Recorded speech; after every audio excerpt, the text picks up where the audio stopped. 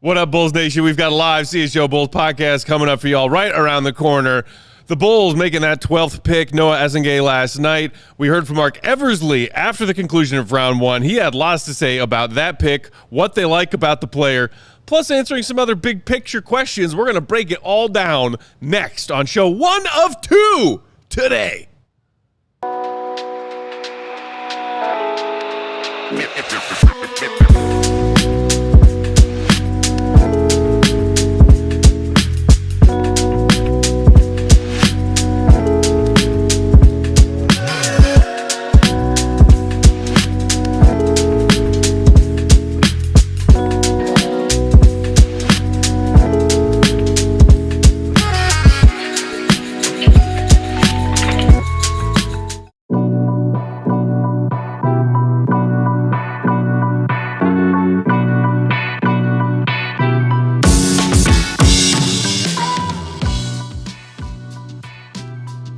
Bulls Nation. Distracted. Welcome into the CHGO Bulls podcast. Coming to you live from our studios here in West Loop, downtown Chicago. Peck, Bulls _ Peck. That's Big Day. Bow. BAWL Sports. We got both Wills today. 4-time NBA champion, Will _ Perdue 32, a.k.a. Uncle Will.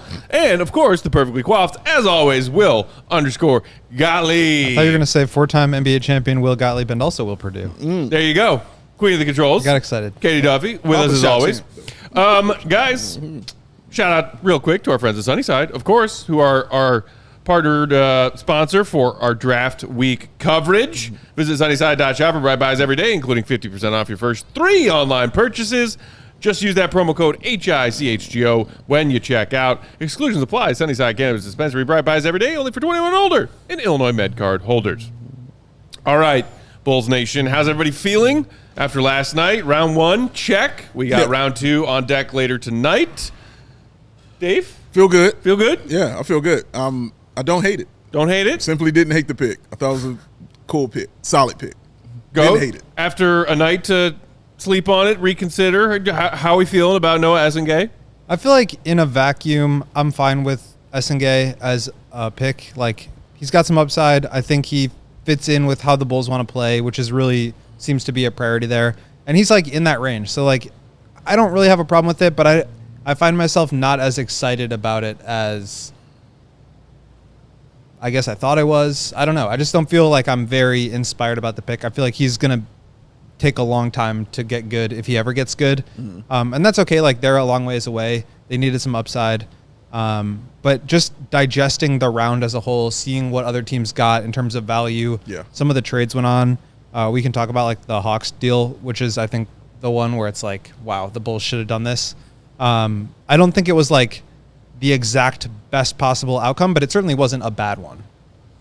Well, and after you headed to the UC for Eversley's press conference, and Uncle Will, you sat down here, you're kind of talking about like the project element of this, fitting an AK mold, a certain type that he likes to draft, but the fact that he's just like the latest name on a pile of unfinished projects that they have drafted.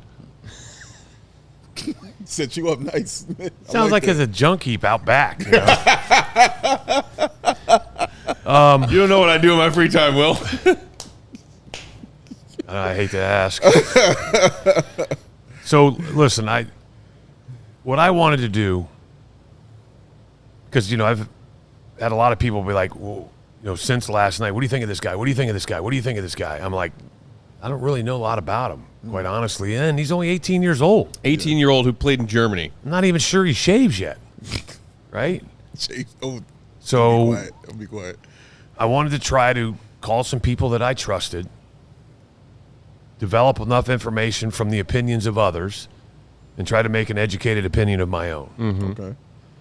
So much like Will number 1, Will number 2, Jimmy's not happy. No. What I found out is that something doesn't add up, in the sense that this guy does fit what they're trying to do, mimic the Indiana Pacers, play up-tempo, but I had one person that was a scout, and then also somebody that's, in the front office of another team say, the guy can't shoot. And the Bulls got rid of the guy that teaches people how to shoot. They did do that. So be very patient because it's going to take some time. Well, if we've been able to be patient, or at least some of us, with Dalen Terry as he's worked on his 3-point shot, we could maybe. I mean, he was a sub 30% 3-point shooter for his team in Germany this past season, but sub 30 in that he was 29. I don't again, I'm cool with it. It's a solid pick to me. I spent probably like 2 hours today just watching everything I could on this young man. I love how fluid he moves. I really like his awareness on the floor. This is all offensively I'm talking about. I like his awareness on the floor. Like, I agree with Goat when he says he shoots a poor percentage, but the shot isn't broken. Like, if you watch how he shoots, like, you can just tell there's something there. You've seen plenty of uglier shot forms of prospects getting drafted into the NBA. Without a doubt. But he has a great form and a great confidence. Well, when he takes these shots, whether it's the 3-point shot, I saw him with the crossover step back, and I was like, ooh, and of course it missed. But I was like, dude, like, just the movement of it, I thought was real fluid and just real smooth in his game. He's confident. I like that a lot. He's very confident in his game. He definitely is talking a lot of stuff when he's out there on the floor. Seems very team-oriented kind of young man as well. Feels very team first. Like, he's not a, all about me kind of player, which isn't a bad thing. It's just who he is. But yeah, overall, I'm not disappointed. Like, because all I saw the whole time was Josh Giddey, Modest Buzelis, and him running the floor. That's all I saw. So just those guys getting out on the break and getting Giddey his 10, 12 assists a game. That's really what I saw watching this. Like, tons of alley-oops, tons of fun when they're playing those, real, like, kind of bum teams and destroying them and probably trying to catch some other teams off guard with just how fast they want to play. I also saw a guy who's going to get bodied, you know what I mean, and he's 205 pounds, bro. Like, he's 6'10", 6'11", 205. Yeah. He's going to, as Will Perdue would say, put some rocks in his pocket and stuff like that. Like, yeah, man, he's going to need to work on that. But everything I saw from him that he needs to work on is something that I think he can develop. It's not like something I saw like, oh, my God, this is just going to be him. He stinks. You know what I mean? This is all he's going to be. No, the shot, he can work on that. The handles, he can work on that. The weight, he can work on that. Like, these are all things, depending on how much of a gym rat he really is, which I honestly don't know. But depending on how much of it he is, he can improve that over the years. But Goat is right. This is going to take time. This is absolutely going to take some time to develop. So it's a to be continued about this young fella. And fair warning, like, we're going to be, I don't know if I said this on the show yesterday or if I was joking about it afterwards, but, like, it's going to be mid-January. He's going to be playing 8 minutes a game. People are going to be freaking out. But, like, this is the kind of player where they're going to bring him along slowly. Yeah. They're not going to rush him. They're not going to just, like, gift him minutes because he's the next young player that this team is bringing in to develop. I think it's going to be a very similar process to Modest. Marc Eversley last night talked about how that's going to start as soon as this weekend with him coming to Chicago, getting him on, like, the workout routine, the diet, like, the film watching, getting him in the gym, like, doing all this stuff and getting him acclimated to the United States and the city of Chicago. So I think this is going to be a very long process for him to be able to contribute. I think, like, he could come in and, like, create some havoc and play with energy and get out in transition right away. But for him to be at a point where he's, like, yesterday I made the, like, Giannis type of player in terms of, like, drafting him late comment. I think, like, Siakam is probably more of a fair 100th percentile outcome that you could hope for. Like, for him to get to that point where he's somebody that's creating his own shot, scoring off the dribble, turnaround jumpers in the paint, like, that's going to be years and years away. And so just keep that in mind when we talk about his development and his ability to contribute. We've got at least one optimist as far as Noah and his development timeline in the chat. Bubba Baba, saying, I was happy with the draft. Team's got an offensive identity moving forward, and Noah fits it well with his current skills, so he can potentially contribute sooner than later as he develops. I think Bulls fans would love to buy into that theory, but I also think that, Goat, you're onto something in that we might be sitting around here much like we had been this past season with Modest, saying, when are we going to get to see more minutes from this young guy? Yeah, and that's not like a bad thing. I'm not complaining about that or saying it's wrong. I'm just telling you guys, like, I do think this is going to be a slow process for him, and to keep that in mind. Yeah, before we take our first break, and just to touch on it, because a lot of people in the chat are talking about it, as I can see, the Bulls did not move up or down from that 12 spot last night. Eversley did mention in his press conference that they were, there were phone calls about it, but nothing transpired. Then today, we did get a Shams bomb about a Bulls trade that was made. Kate, I don't know if you have that Shams tweet you want to throw up there. The Lakers moving up in the second round of the NBA draft tonight, acquiring the number 45 pick from the Chicago Bulls for number 55 and cash. Legend. Sources tell ESPN. Bulls legend. Shams, I don't know if you're new here, but I gotta ding you at least half a grade for not including the word considerations. Yeah, man. In that tweet. Say his But old I think name. that's a The good Bulls thing for don't the trade Bulls. for cash. They trade for cash considerations. Say his old name. Get it right. Mm-hmm. What was that, Goat? This is a step forward for the Bulls. They're not like considering how much they're going to get. They got a lump sum of cash. That's good fair. for them. That's fair. Call JG Wentworth. Somebody's got a 877 free cash vacation. now. What's that? Somebody's got a free vacation this summer. That's true. Jerry? Not Michael? me. Where you going with? If they want to give that to me, I'll take it. Oh, shout out. I know some Bulls fans are a little salty about it, thinking, hey, there are some solid names left on the board after the first 30 picks last night, heading into tonight's round 2. Absolutely. If anything, maybe the Bulls should have been looking to move up from 45 into the 30s, Yes. which we've seen a couple of teams do. Didn't who just made a trade like an hour or two ago to move up in this draft, other than, of course, the Lakers? Suns, maybe? Was the Suns in the Nets? Yes, Suns Nets. moved up, Nets yeah. traded down. Okay. And Suns got in there. From 36, I think. Yeah. Yeah, but to me, Hey, Julia. what that says is that by the time they sign Noah and Giddey, that's 14. That's 14, correct. They have one spot left. Right. I think they're more comfortable now because of the youth on this team going out and getting a free agent that maybe has a little experience. Who's available, I don't know. I think they're going to look at their own free agent and try to bring back Trey Jones. That would be my guess. Oh, God. But then again, THT also made an appearance in some Casey Johnson video last night, hanging out with Patrick Williams. Patrick Williams, that's right. I know THT! this. I agree with you. I think they're going to try to bring him back.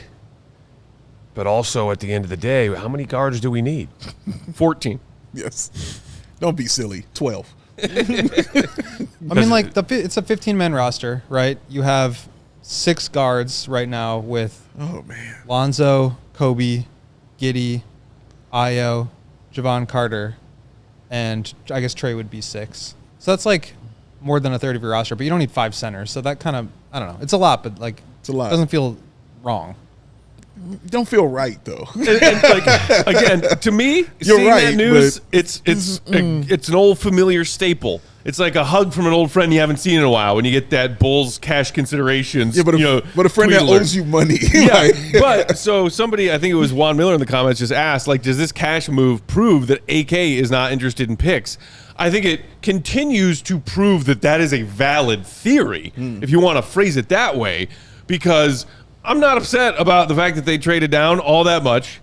Like, okay, fine, whatever. I think the fact that they nearly have a full roster right now is a decent enough argument to be like, do we really need a second-round pick to be Yeah. the 15th person on this roster this upcoming season? Yeah. To me, it's about, okay, some team in this scenario, the Lakers, wanted to trade up and called you about it. You're looking to move out. You prioritized cash over a couple of seconds in the future, Yeah. which is the other trade we saw later this afternoon between 2 other teams where somebody wanted up tonight and the team that was willing to trade down tonight got 2 future seconds. That's the kind of I would like to see AK do when he's negotiating these fringe trades. But no, clearly, who cares about 2 second-round picks down the road when we can have some cash now? Well, they don't even care about the pick that they have in the second round this year. Like, I think this is a explanation that they aren't valuing second-round picks. So to get more of them doesn't make sense. And I think that's the wrong process. But to me, that's what this says more than anything. I know we got to take a break, but one thing, when the rookie camp was going on, I talked to some of the guys in the league, and they were talking about how NIL is really hurting Yeah. the quality of second-round picks. Because if you go back and look at some history, let's say over the last 5 to 7 years, you could talk about that there was some quality picks in the second round and cheap. And what did they start doing in the last 5 to 7 years? Started throwing out guaranteed money. Right. So now the league was talking about to try to get guys out of college that are probably going to make more money with an NIL than they would on their NBA contract just from that first year basis. Right. Moving forward, you're going to start seeing a lot of second-round contracts guaranteed so that these guys will come out so that the quality of the second-round picks goes back up Right. instead of down. So maybe what we're looking at is that the Bulls don't really feel like once they get to 45, and maybe they tried to move up, but the asking price was more than what they were willing to pay. They decided to move back. And who was that? Cody that asked him last night about a stash and Draft and stash. draft and Yeah. stash. Yeah. Which maybe if they do hang on to it at 55 is the route they'll go. Because, again, roster spots. We got to knock out a couple ads. We'll put a pin in that whole the Bulls traded down thing and circle back to it in our live watch-along of round 2 later tonight, starting at 7 Central. So, back to Eversley's press conference after these words from our sponsors. Hit the like. Today's show brought to you by Circa Sportsbook. Whatever the sport, the app to bet is Circa Sports Illinois. And the sport right now, with hockey and basketball being over, sad face, is baseball. Make some bets on your favorite team this summer. Circa Sports is sports betting the way it should be. Circa Sports Illinois has high betting limits, low holds, and exceptional customer service featuring real human beings with beating hearts and blood flowing through their veins instead of the dastardly robots who are going to destroy mankind entirely. Bet on all your favorite teams in every game this summer. Spreads, props, futures, even in-game betting. Circa Sports has it all. Fun to bet like a pro from anytime, anywhere in Illinois. Download your new bookie today at circasports.com. Must be 21 and older. Gambling problem, call 1-800-GAMBLER. You know, making money moves should be just like William Perdue over here with the smooth salmon on. It should just be simple and smooth. And ladies and gentlemen, that is why there's Cash App. There's no extra hoops to jump through. There's no extra stress. There are no woozies. And for the love of the GOAT, there are no wazies at all. And for a limited time only, guess what? New Cash App users can use this exclusive code I'm going to give you to earn some additional cash. Seriously, no catch. Just download Cash App and sign up. That exclusive code, CHGO Bulls. Use that, put it in your profile, send $5 to a friend within 14 days, and you'll get $10 dropped right into your account. It's just that simple. It's just that smooth. Will Perdue, like I told you earlier. Terms apply. That's money. That's Cash App. Terms apply. Purdue never forgets the terms apply. Rolling along CHGO Bulls today. Day 2 of the NBA draft coming up later tonight. Show 1 of 2 today. Hit the like button if you're hanging out with us on YouTube. Throw us a super chat if you're feeling generous and frisky this afternoon. Thanks for joining us. All right, so back to the default brain. Back to the Eversley press conference from last night after the Bulls selected Noa Essengue with the 12th overall pick. Had a lot to say, but let's start with, what's up, Jimbo? Let's start with what Marc had to say about how they view Essengue, what they like about his game, and how he can fit in to this Bulls team that they are molding. Katie, if you will. I see him as a two-way player who can impact the game both offensively and defensively. His ability to get to the free throw line and play downhill is super intriguing to us. I think he'll be able to be a versatile wing defender. I think his game is a little bit similar to Matas in that, he can face up, he can post you up, he can get out on the break. His game's just very versatile. You like having that kind of, I don't want to say repetition, but, like you say, if his game's like Matas, you like having that kind of, those two guys with the same skill sets? I do. I like the length, the versatility, the ability to be switchable on defense. Those are all intriguing qualities. All right, so there's Bulls GM Marc Eversley talking last night what they like about Essengue with that 12th pick, the length, the physicality, the verticality, the switchability defensively, but then also interesting little last note there, sort of comparing skill set with Modest Buzelis. And like, okay, we maybe kind of doubling up here with these players. A lot of Bulls fans last night with the pick wondering who's at the 3, who's at the 4. Does this mean Modest is going to slide to the 3? Yeah. What do you make of how you heard Eversley describe that? Well, that's interesting because I was on with you guys last night. Flex. And that scored me a lot of points, by the way. That's what it do. And, made some calls. And I reached out to you and said, hey, can you send me the press conference from last night so I could listen to it before we came in? But I had already talked to a friend of mine who actually used the term that Noah was a poor man's Modest. A poor man's Modest. I had that as my initial reaction when I watched him, like scouting months ago. I was like, he kind of reminds me of what Modest Months looked ago, like. flex him. Who needs Cooper Flag when you've got Modest Buzelis and a poor man's Modest Buzelis?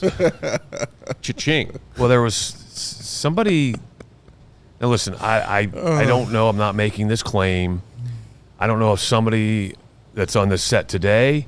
I doubt it, quite honestly. But there was somebody saying that Modest is already better than Cooper Flag. What? I don't know if it was one of our fans. Was that something that Kendall Gill said towards the end of last season? Yeah. Oh, is that where it came from? Yes, that was Kendall. That's why I Our wasn't pal. 100% sure that somebody had already made that point. I couldn't remember where I heard it from. Yeah. I don't know if he said that he was better than Flag. He said we already have him. He said we've got Yeah, Cooper Flag we already. got It's Cooper Modest. Flag. Correct. He said it. It happened. What's interesting is like you look at the way that the NBA is trending right now, and so many of these teams are playing multiple bigs. We saw the Thunder start Hartenstein and Holmgren in the front court this year in the finals. We saw the Rockets dominate with Steven Adams coming in next to Alperen Şengün. The NBA is a copycat league, and I anticipate a lot of teams will start to move back towards that. I think the idea of small ball is like great in theory, but the point of it is to try to get as much skill on the court as possible. Right. But now you're seeing these bigs come in who are incredibly skilled, who can space the floor. Chet Holmgren can put the ball down, attack closeouts.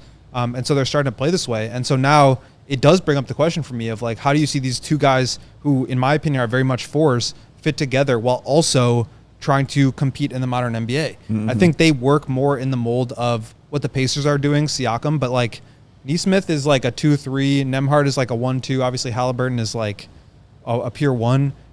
They're a different mold, but I just don't know how that kind of factors in, if they're onto something that is ahead of the curve or if they're going to at some point they need to address the starting center long-term position, but like, are they going to also need to now find another big to play alongside with the big? And how does that, you're going to play Modest at the 2, Essengue at the 3, and 2 bigs together? That seems like, let's go. that seems wild to me, but like maybe Let's get who knows? crazy. It's something to think about when you talk about roster building and how do these guys fit together. I think also like the way teams are building, just as far as their model is concerned, as you talked about, the skilled bigs going towards that, like the way that Indiana built is more, it's more tangible to teams, more so than small ball is. Like small ball can work like during the regular season, but when you get to that playoffs, you know what I mean, you're going to have a big guy. And the people who can get away with the small ball in those situations, you had some of the greatest players ever Draymond, on Iguodala, those teams. Kevin Durant, Klay Exactly. Thompson. Or you've got LeBron, you know what I'm saying, on your squad, and you can do whatever after that. So those are the people that can get away with those kind of things. Every team is not going to have an all-time great on their squad, but you can have a guy who's pretty good, and you can have a guy who is almost a superstar and kind of build that way with skilled bigs on your squad. So watching them, and you can even throw, say, watching OKC the same way, like it made that certain style tangible to these other teams out here, because they're like, hey, we got a guy that's similar to that. Hey, we got a guy that's similar to that. There are people right now who will argue that Kobe White is better than Tyrese Halliburton. Like the people right there will argue this stuff to you right now. So Who, Kobe White and his brother? I'm telling you, man, it's a thing. I heard it today on the way in. You know what I mean? People will argue this stuff, bro. It's a thing. Torn Achilles, maybe. It's a thing. I'm just saying, it's a thing. People will sit there and have that argument because they feel like these guys are tangible. They're touchable, and their skill set is touchable, and then somebody can't equal it. So that's what this is doing for these teams around the league, man. Like seeing these bigs that they have, like Goat said, these skill bigs, and just having a really good player with it, they're like, oh, yeah, we can build that and have a team and, maybe get lucky soon. But I think the thing with Essengue is that he is so much like a ball of clay right now that they're going to have to figure out how to mold. And it's like, it's down the line. And what they need is tools and an outline of a player that can play both ends of the court, get up and down, defend, switch, and be an impactful player on both sides. And so I think he clearly fits that. It's just on them now to figure out the development piece, which is another main through point, and just overarching thought that Eversley continued to bring up over and over again in last night's press conference. Yeah, and like I get the whole, and I know you we can touch on it more later on, Perdue, as we're talking about what Eversley said, building out this team and their vision for it, and the whole like Pacers comp.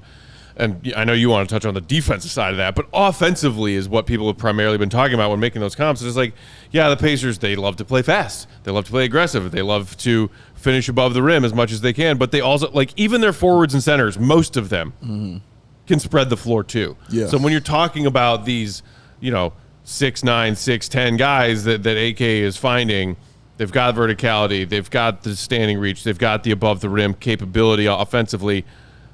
Can they legitimately also be floor spacers? We saw Modest kind of, have his peaks and valleys as a three-point shooter his rookie season. Totally fair. Yeah. His G League three-point shooting numbers, I think, is what scared off a lot of teams and had him sliding all the way down to 11 a year ago. Thank you. Which is great. But so, like, when it comes to Essengue, it's like, okay, there are certain parts of this Pacers stuff that we can try and model after, but the bigs, the three-point shooting needs to be there. Yeah. For some, if not all of them. Yeah. You have to be respectable. You don't have to, burn it down, you know what I mean, and have teams game planning for your three-point shot. But you have to be respectable when we give you the ball. You take it. Miles Turner is another great example of that. He did not shoot great in that finals, man. But I guarantee you he was taking those shots. Hit some huge ones, and he kept the floor balanced by taking those shots that he was taking. So he knew when to take those shots and when not to. And the easier time to take them is when you give it to me and I'm so damn wide open. And, like, take the shot. Even Obi Toppin in their front court rotation, like, that dude was knocking down threes for them. Without a doubt, man. Without a doubt. So, yes, it is vitally important that you can put up a average percentage just as that guy that's going to be a toolsy 4, you know what I'm saying, that is real big like that. The thing that's interesting when we're talking about where he'll fit in, how they will progress him along. You touched on some of what Eversley was saying about how he'll need to adapt to the NBA. But, like, where he'll fit in from the jump, Billy's rotation-wise, because we've got all of these toolsy wings and toolsy forwards, and where at what point does he leapfrog certain names? Does he leapfrog Julian Phillips? Does he leapfrog Dalen Terry? And how do Billy and his staff go about figuring that out, the whens and wheres of it? I mean, if he's impactful right away, I think he'll play. I mentioned before, I think he's going to be a project. I think he's going to be a player that takes a long time to really develop and hone his skills from, like, a skill perspective, not from a energy and impact perspective. I think he can do that and chip in right away. But Billy is not somebody who, like, refuses to play young players because they're young. He doesn't like to play young players as much because they're not ready to contribute. They don't understand their responsibilities and how to execute on the defensive end, or they're making mistakes on the offensive end, and that's like breaking down the offense. Like, if Io came in as a rookie and he was, like, ready to go and contribute, he'll play. And I think it's going to be the same thing no matter who it is. No, that's very true. I also found it telling also that in that press conference, Eversley said that he's going to Summer League. You know what I'm saying? He's going to play. Like, and that was something I thought that would happen, like, when that young man left. He also said he got the blessing of his coach also when he left and everything. That like was an interesting new detail I saw today. Exactly. Like, all right, anyone who was judging him about that whole thing, we can put an end to that. Right. Coach said it was cool, so I'm out of here. So, but yeah, like him saying, no, he's here. He's with the team. And it was something I was speculating on yesterday when we were talking off air on the show. I was like, no, I don't think he just came over just to, get his picture taken. Like, I think he's going to be here and he's going to be full in on that. So them saying that, like, yeah, man, like, he's here and he's going to Summer League. Whether he goes back and finishes, the finals or not, he's committed. Like, he's in and he's going to be playing. And it sounded like Eversley confirmed he's not going to go back home until after Summer League. Okay. So he's in. Eversley said the Bulls had somebody on the ground to meet him in New York last night.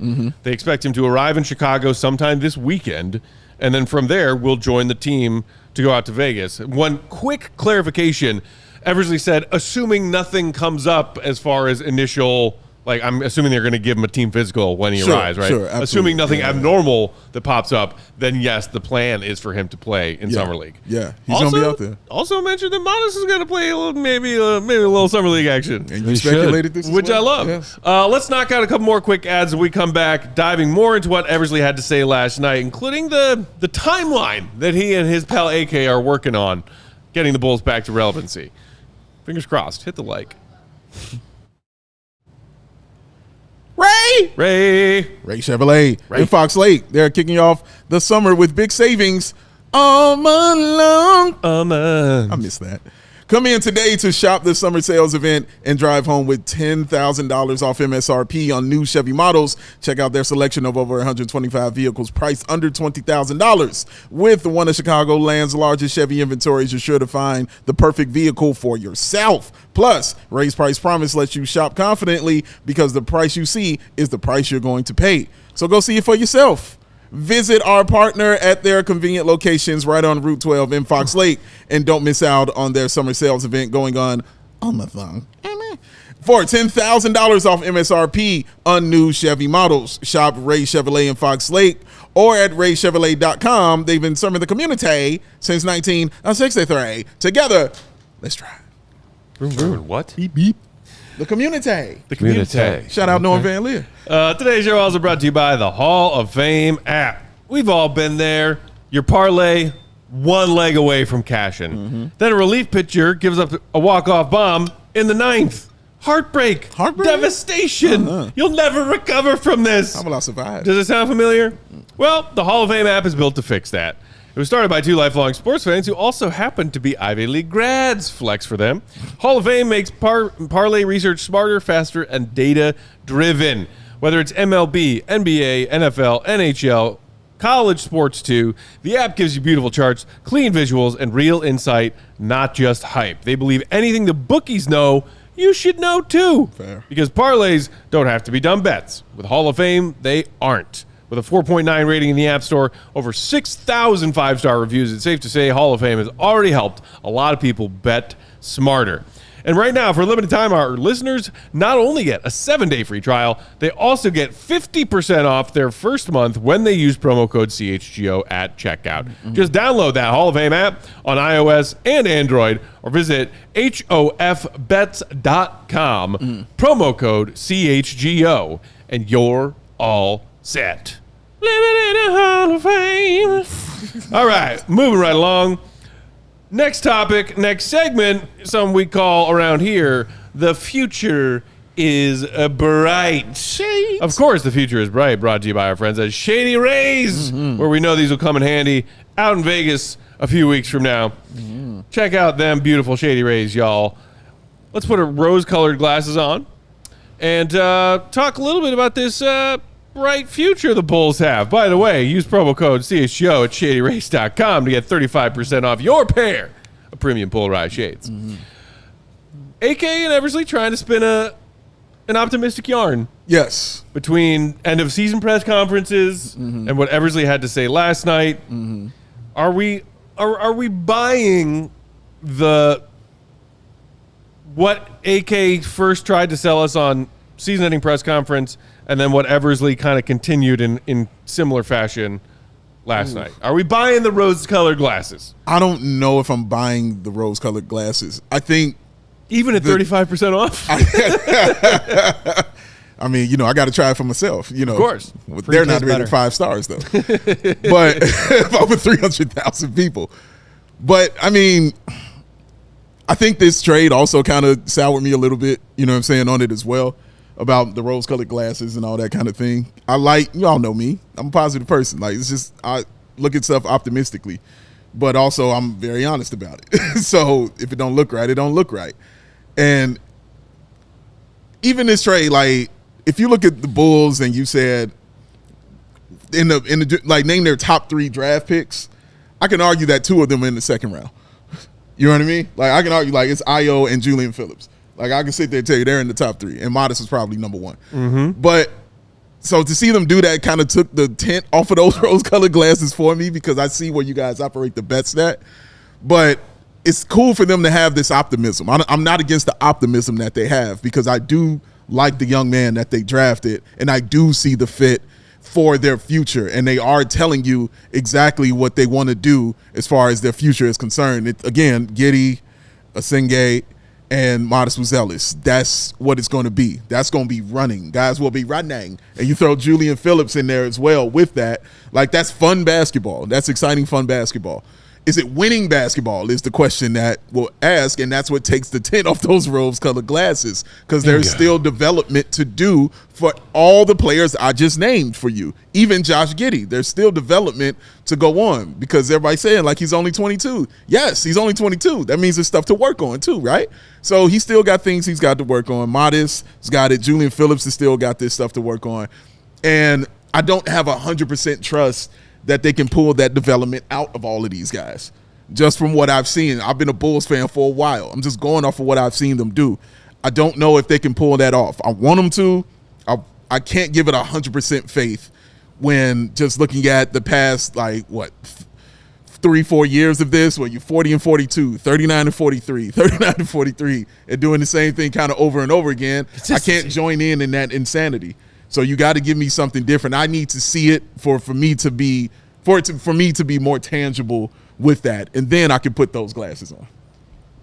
I mean, for me, it's like they weren't really asking you to buy something specific. It doesn't seem like they have like a concrete thing that they're moving towards, and we've been asking them about this for years now, but like it doesn't seem like there's progress to me on a specific plan that they are building towards. The plan to me is bring in young guys, try to play to a certain style, and we'll figure it out once our cap sheet opens up after this season. And like, that's a nice idea. I think it's good to have flexibility. But at a certain point, like, you need to have a plan of what you're going to do with that flexibility. And right now, this roster has like 3 different timelines going on. It's like, the young players who are like real projects: Julian Phillips, Dalen Terry, Modest Buzelis, now Noa Essengue. You have the like mid-career 26, 27-year-old vets, Io, Kobe. I don't know which of those 2 categories Giddey falls into. He kind of bridges the gap. Yeah, but like, sure. And then you have your vets who are like Vooch, Lonzo, guys that could be playing on real teams right now. And it doesn't feel like they are like catering all the way to any one of those groups. And so I think like it brings up questions of like, are you going to have to make some decisions with Kobe and Io because their contracts are up? You have this younger core. Are you going to build around them? Yeah. Or are you going to try to win on Kobe and Io's timeline? And if so, like, why draft a guy like Essengue who's not going to really help you there? So to me, like, if you're asking, am I buying it? I just don't know what they're offering right now. Well, and so you said the word timeline there. So with that, let's play another clip of what Eversley had to say last night about where this team's timeline is. The first answer that you'll hear is him talking about, I think it was a CBS reporter asking about the open East with some of these injuries to key players, right? And then you are right in there in the middle of it, talking about how he feels about the timeline of them getting back to relevance in a potentially more open East. Katie, if you will. There's definitely, more opportunities for teams to take a jump. There's certainly teams who have taken a step back. I think for us, we need to remain diligent and pragmatic about how we build this. We don't want to skip steps. And I think sometimes when you do skip steps, expectations kind of build and you make mistakes. And I don't think we want to do that. Will Gottlieb, CHGO. Just on that, in terms of timeline and process, how do you kind of view the timeline of where things are headed in terms of getting back to a point where you're maybe in the playoffs, earnest, or in the top 4? Is that going to be something that you think is going to be like a more, multi-year process, or is that something that you think you're going to try to kind of get to more rapidly? I think we're just going to continue to focus on player development, and we've established a style of play offensively. I think the next iteration of this is really identifying who we are defensively and how we can improve. For our young players, I'll use Modest as an example. Modest, the second half of the season was terrific. I think everybody in the room would agree. How does he now respond to being on the scouting report? What is he doing this summer to work on his game, knowing that he will be on the scouting report? And I think to a man, everybody on the roster needs to take that type of mindset. how do I get better this summer? How do I continue to support my teammates? And I think if that's the mindset, we're not going to put timelines on it. I don't think that's the approach. So, again, GM Marc Eversley, question, how are you defining your timeline right now, back to relevancy? Answer was not, thank you for that question. Let me answer a different question, basically, is what I heard in that response. No, I think we're going to focus on defensive intensity, and, hey, Modest, you're going to get scouted next season. Watch out. But I think that was his answer to a question about what's your timeline. But I think he answered it without answering it. Okay, elaborate. So we, the fans, want certainty. Okay? We want to know how long, what is your end game? So we want answers to, right? Playing tournament. Okay? I think that stick with me here. I think we saw at the end of the season that Arturas mentioned, he didn't say these words, but they basically admitted they made a mistake. So far? Being? Right? Going this far with this group. Okay. Oh, With yes. the previous group or with the current group? The previous group. Yeah. Zach, DeMar, Vooch, right? Because they continued to live off of that, 19-game span, Yeah. right? At the All-Star break, we were in first place, whatever, right? Blah, blah, blah. So, to me, those words, contract extension, basically tells me they're doing now what they should have done 3 years ago. Something more closely resembling an actual full-scale rebuild. Without using the word rebuild. Correct. And Okay. 3 years delayed. So now But now giving themselves 3 years of runway. but now we want, but again, we want certainty. Seriously, yeah. No, I know. It's still funny. How long were the contract extensions? How long do we have to build up this young core? Because I unfortunately feel like that you are, I don't want to say wasting, but it's unfortunate for Kobe. It's unfortunate for Io. Some of these guys now that have proven their worth. I think by the time that this group comes together and really becomes impactful, they'll still be really good. But I think those guys now will be past their prime. Because they were talking about, Joe Cali asked about, you don't have that dude. I took his answer as, well, we're hoping that we can take our guys and with player development, make one of them the dude. Correct. I mean, because you just mentioned it before we take another ad break, Katie, let's just squeeze in that video right now. This is Marc Eversley last night being asked by Joe Cali about the lack of that dude on the team and where he intends to find one. I think there's different paths, Joe. I think, internal development is the way we're going to attack that. I think if you look at, somebody like Modest last year, nobody thought he would finish the year he did. Now, I'm not putting any kind of undue expectations on Modest, but, there's other players in this building on this team who, if they continue to develop, continue to work on a daily basis, they may get there. And we have the resources in place, the coaching staff, player development to support that. But the mindset is still not going to be, you need as talented a top pick as you can get, and you have to do what you can to put yourself in that position. I think we just need to continue with our internal development plan. And, at some point, you're going to be able to turn that. And I don't know when that is or what that looks like. I understand where you're going, but I don't think we're going to take that path. I'm sorry. Uh-oh. I'm sorry. Uh-oh. I'm sorry. Uh-oh. I don't know when that is Here we go. or what that looks like.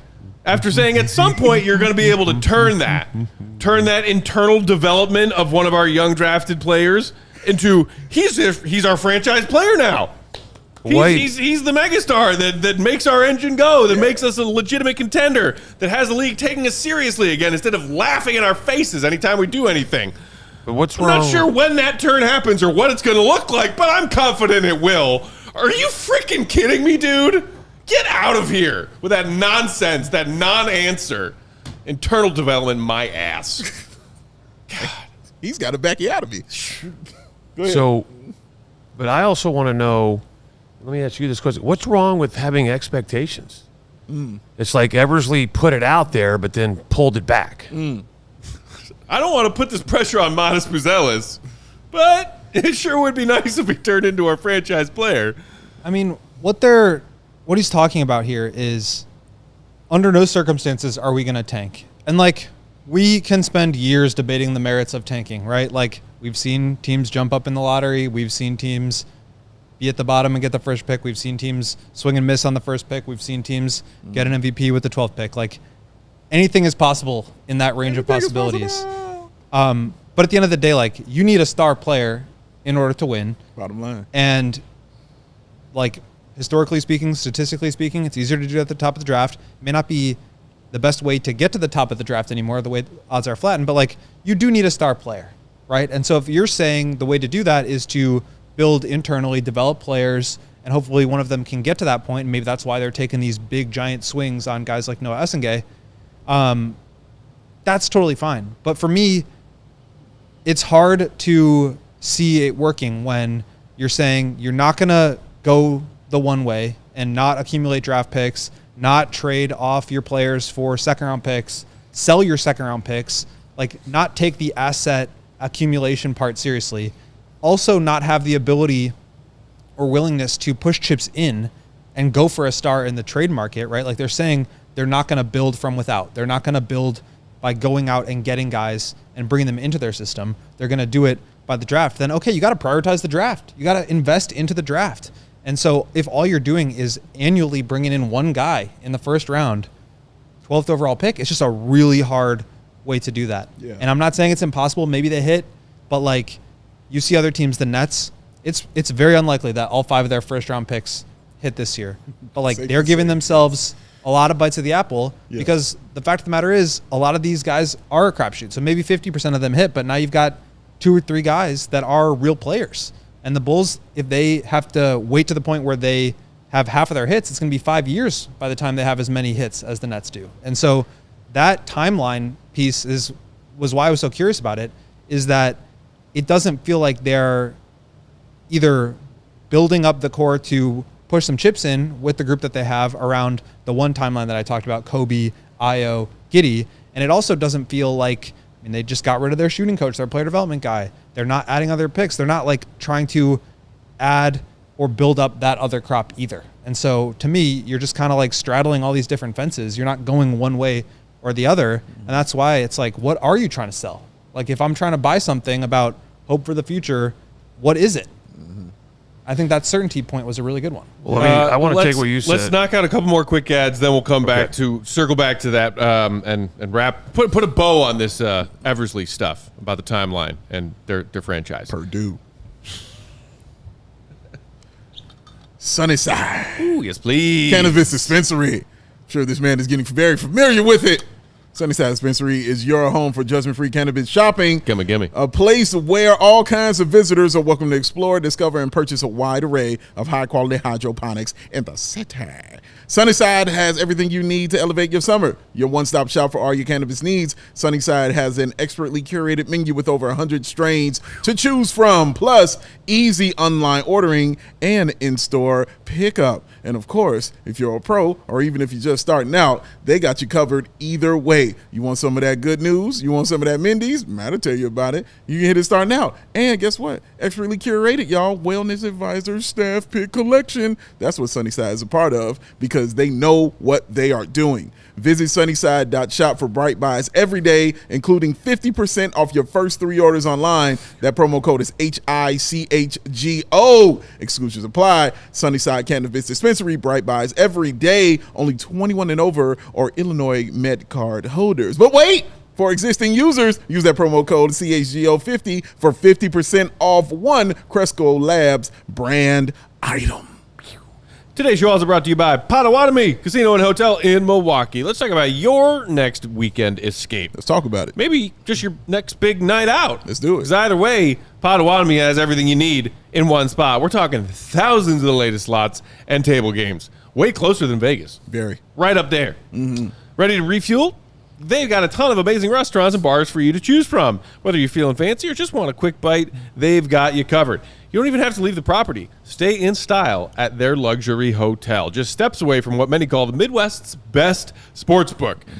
Hey, heading to a ball game this summer? Start your day at Potawatomi, hit the sports book, then head out to the ballpark. It's all right there, super convenient. Milwaukee's got a full summer lineup, not just baseball, but concerts, festivals, and more. Potawatomi is the perfect home base for all of it. Potawatomi Casino and Hotel in Milwaukee. Your win is waiting. Go check it out. Yeah. All right, so picking up where we left off, hit the like button, by the way. Perdue, you were going to respond to some of Goat's thoughts on, bless you, Excuse me. Eversley's theory of relativity here. Well, I wanted to. He said you need a star. Yeah, sure I think do. you got to take it to the next. You need a superstar. Yep, sure do. Okay, not just a star. Yeah. And what I mean by that is Boston fortunately had two superstars. Mm-hmm. Right. Philly has a superstar. That's why they're always in the discussion. If their superstar can stay healthy, and now they got a guy I think in Maxey on the verge. Yeah. Yes, Okay. absolutely. Cavs, Obviously, Cavs. star. Right. 2 stars. Bucks. Bucks, Giannis. 2 stars. He's pretty good. Denver. Knicks. I mean, it goes on and on, right? Mm-hmm. But Knicks. everything that I heard yesterday from Eversley and what they're doing in the draft leads me to believe that AK wasn't kidding when he says we can get 10 good guys and we can win. Yeah, I don't think AK has the wherewithal to BS us or shade things and layers of truth and untruth. Like I think he shoots from the hip, and he's just bad at public speaking. But I think he was dead serious when he said that. I think he believed it. But a bad shot. But shoots from the hip. That's kind of, it seems to be with now they're, they didn't say we're not focusing on winning. They just kept, internal improvement, player development. Right. Okay. So that's fine and all. And I like to hear that. Okay. Because if this is the route you want to go, then you're putting all your expectations on your player development team. Okay. And he said there's 4 of those guys. So, and somebody got promoted. Yes, he did mention when From asked within, about but Patton who leaving, was they that? promoted somebody from within. Right. So now they have 4 technically, guys in order to make that happen. So the one thing I do know is that just from reputation, talking to some people, the guys they have are good at what they do as far as player development. Okay. I know Peter was the head of the snake. But I also know that Peter did a nice job hiring these guys and teaching these guys and working with these guys along with working with the players. So now the question is Grasshopper ready to blossom? Because now, the teacher's not here. And if you're putting this much emphasis on, hey, when are y'all going to be competitive again on internal development, how many times did we see Eversley say internal development last night, and AK talking similar things in his end of season press conference? You better be pretty confident in the staff that you are tasking with accomplishing that feat, in the hopes that even one of them will at some point turn into your superstar franchise player. Yeah. Some of that work comes from the player himself, obviously. Yeah, and that's also a part of the patience that they want. So it's just not the players on the floor. It's also the people in that front office as well. They're asking for patience. But I think what they're telling us is at the end of the day, with the contract extensions and everything, this is a reset. Yeah. So basically, last night was day 1. I'm sorry, what What extensions? What contracts? I don't believe we heard about those last night. I believe those are. Wipe your mind. Yeah, it's in the wind. I'm sorry. Team policy? Anybody else buying that shit? Because I'm not. We don't talk about that around here. It's team policy. Oh, I'm sorry. It's much too much of a faux pas to discuss contracts. These things simply are not proper points of discussion. Get bent with that nonsense. You're just afraid to face the music because y'all know these extensions are unpopular because what did they do to deserve them, says Bulls fans. Not a gosh darn thing. It's team policy, sorry. I would love to talk about my freshly re-signed contract and Billy's and AK's. I'm just, team policy, I'm not allowed to discuss that right now at this point in time. Oh, man. Get out of here. Bulls fans deserve better than that Heidi cloak and dagger nonsense. Yeah. We all know you're hiding from an ugly truth that you don't want to face. And I, as a Bulls fan, am sick of that nonsense. Can you at least be a little bit transparent sometimes about something? Well, no, because we know it's not a popular decision. Well, maybe think about why it's not a popular decision. Our pal Sylvie ran a poll the other day. You see that? I did. You have confidence in the Bulls front office coming into the draft this week? 97% voted no. Shout out to the 3%. Nobody Bulls fans ever agree that much on anything. This is true. Oh, I'm sorry. Team policy, we can't discuss new contracts around here. I hate that so freaking much. Couldn't tell. So I'm curious, Mr. Peck. Hat toss? Yeah. There it is. Don't hurt yourself. Watch your back. Yeah, right, exactly. Don't let the rage get you. So, are you old enough to remember Benny Hill? The who? Benny Hill. Rings a bell. So I think, could we get that background music for Peck for the new season? Or is that, can we not do that? Or well, Katie doesn't know who Benny Hill is, bro. You gotta. Okay. Oh yeah. So can I just sit in the background and be like,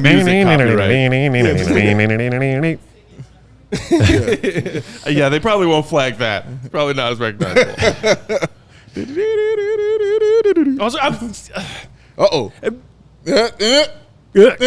said a lot of things in that press conference. It's just like that made me the most mad. That was the one. That one did it. Good. I think I already have once or twice. Just wanted to take more pressure off of your back in case you're holding it in, bro. Just, you know. I mean, we don't want to have expectations for you. I'm the only Bulls fan who was bugged by that. Well done, team bro. policy. Well done. How about you make some team policies that are more directly related to making your organization respectable again? Yeah. How about focus on those kind of team policies? We can't discuss contracts. I would like to. I think a lot of Bulls fans would like to discuss y'all's contracts. I'm curious as to when it gets announced. Like, is this before free agency? It is. It was. They're not announcing it. The team is not going to issue any official statement on it. Make no statement at all about signing. The statement was what he said about Billy, which was that we really value him as a coach and as a person. That was the statement. But we're not talking about contracts. And look, like that. So then how did it get out there? It was reported on. Yeah. By who? I thought that. So shout out to our pal Drew from the Bigs. Yes. He's the first one who mentioned it on Twitter, and then I think later that day or maybe the next day, Cowley also put it out there, and it's just like the Bulls have not. I mean, go ahead. Have you gotten any official confirmation on any of the reporting from the Bulls? Not from the Bulls. No, they don't. Because they just don't talk about these things. And like that is official sense. That is what it is. Like but that's always been the case. Like they announce hires, and that's it. Oh, well, just because it's always been the case means I'm not right. saying it's right or wrong. I'm just saying it's not like it's new. And I think that's kind of what Eversley was trying to. And like we have to ask. He has to answer it that way. That's just like it is what it is for me. But like I get it, and I wrote about it. Like this, it seems like when you do it that way, you are telling the fan base, hey, this is what we're good. This is good enough. This is what we're after. Yeah. And then when the front office comes out and says, like, bear with us here while we figure this out, it's like, all right, well, like, how long is it going to take? Yeah. I don't know how long it's going to take. We don't want to have any expectations. It's like, what do we... What do we do? Okay, so then, like, what's the... Like, Yeah. What do we do? What do we do? I don't know. What do we do? Well, the good news is that we can continue this conversation at 7 p.m. Central Time when we come back to this very set and continue talking with you, our fellow Bulls fans, while we all watch round 2 of the NBA draft tonight. What's that? Meatloaf. I would love some meatloaf right about What now. is she doing back there? Never know what she's doing. We know what Uncle Will, 4-time NBA champ, is doing. He's getting ready to hit the golf course again. Really appreciate you hanging out with us today and last night for round 1 of the draft. Will_Perdue 32, the legend himself. Will_Gottlieb. Read his stuff, allchgo.com. Big Day Bow, BWL Sports on Bulls_Peck. We are CHGO_Bulls. Shout out to the queen of the controls, Hey, Katie Duffy, working hard. We will all be right back here. Hold on one second. Can we end it on a positive note? Let's do it. Let's talk contracts. Oh, God. We just did that. You are signed for next year, right? What do you mean here? Yes. Yes. It's not company policy. I can't comment on that. Yeah, Goat's not at liberty to comment. But yeah, no, I'm around. So that's I want to end this on a positive note. Okay. You three will be here next year. This year and into next year. I'm hoping to be here next year, but I'm saying you guys have already signed your contract extension. Well, so we the network launched in March, so our timing is a little bit weird. But so earlier this spring, we already handled our contract renegotiations. And don't worry, Will, I didn't get some crazy lucrative 7-year contract with a player option that was the rumor going around NBC back in the day. It's a team option this time. Yeah, got one of them Lonzo deals. That's right. We will be back 7 p.m. Central Time live to watch along as the second round unfolds. Will the Bulls keep a 55th pick? Will they trade that too? We'll see. We'll hang out together. We'll talk more about Eversley, more about the trade down, and anything else that's on your mind. Hit the like button on your way out. See you in a few hours. See Red be good. P-Funk. Where's Matt Peck's bling? We all silly like the mayor.